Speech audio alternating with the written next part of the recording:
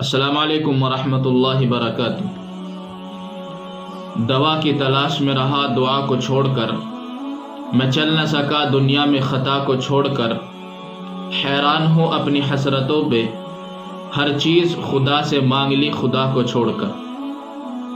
میرے دوستو، ہم میں سے کون یہ نہیں چاہتا کہ اللہ تبارک و تعالی ہمارے مال میں بے شمار برکت عطا فرمائے، ہمارے اعمال میں اللہ تبارک و تعالی برکت عطا فرمائے، اور دنیا کے اندر جو بھی ہم کمائیں، جو بھی ہم کام کر کے مال و دولت حاصل کریں، اللہ تبارک و تعالی اس کے اندر برکت عطا فرما دے۔ یقیناً ہر کوئی چاہتا ہے۔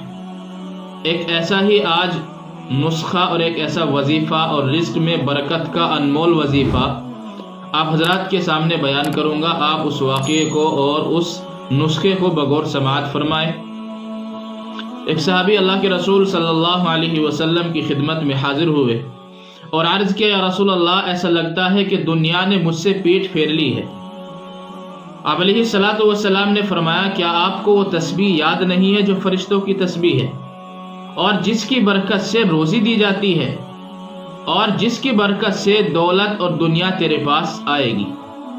اس تسبیح کو صبح فجر کا وقت شروع ہوتے ہی 100 مرتبہ پڑھا کر، اور وہ تسبیح ہے میرے دوستو بہت مختصر تسبیح ہے اور 3 جملوں پر مشتمل ہے، اور جس کا یاد کرنا آسان اور جس کو اپنا معمول بنا لینا آسان۔ وہ تسبیح ہے سبحان اللہ وبحمدہ، سبحان اللہ العظیم وبحمدہ استغفر اللہ۔ یہ تسبیح اللہ کے رسول صلی اللہ علیہ وسلم نے ان صحابی کو بتائی۔ یہ وظیفہ آپ علیہ الصلوۃ والسلام نے ان صحابی کو دیا اور وہ صحابی چلے گئے۔ 7 دن ہی گزرے تھے کہ اللہ کے رسول صلی اللہ علیہ وسلم کی خدمت میں حاضر ہوئے اور عرض کیا، یا رسول اللہ، میں نے اس تسبیح کو اپنا معمول بنایا، اور ان دنوں میں میرے پاس دنیا اس کثرت سے آئی کہ میں حیران ہوں، پریشان ہوں کہ میں اس کو کہاں سے اٹھاؤں اور کہاں رکھوں۔ آپ علیہ الصلوۃ والسلام نے یہ تسبیح ان صحابی کو بتائی تھی اور انہوں نے اس پر عمل کیا۔ اللہ تبارک و تعالیٰ نے ان کے مال و دولت میں اتنی برکت عطا فرمائی کہ وہ خود پریشان ہوئے۔ آج ہم بھی یہی چاہتے ہیں کہ ہمارے مال کے اندر برکت ہو، لیکن ہم برکت کے اسباب دنیا میں تلاش کرتے ہیں، اللہ کے رسول صلی اللہ علیہ وسلم کی تعلیمات میں ہم تلاش نہیں کرتے۔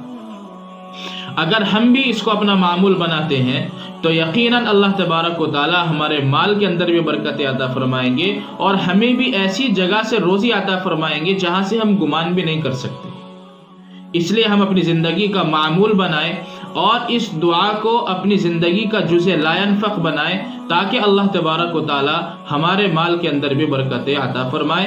وہ تسبیح سبحان اللہ وبحمدہ، سبحان اللہ العظیم وبحمدہ استغفر اللہ، یہ 3 جملے ہیں اور مختصر جملے ہیں جن کا یاد کرنا نہایت آسان ہے۔ اللہ تبارک و تعالی عمل کی توفیق عطا فرمائے۔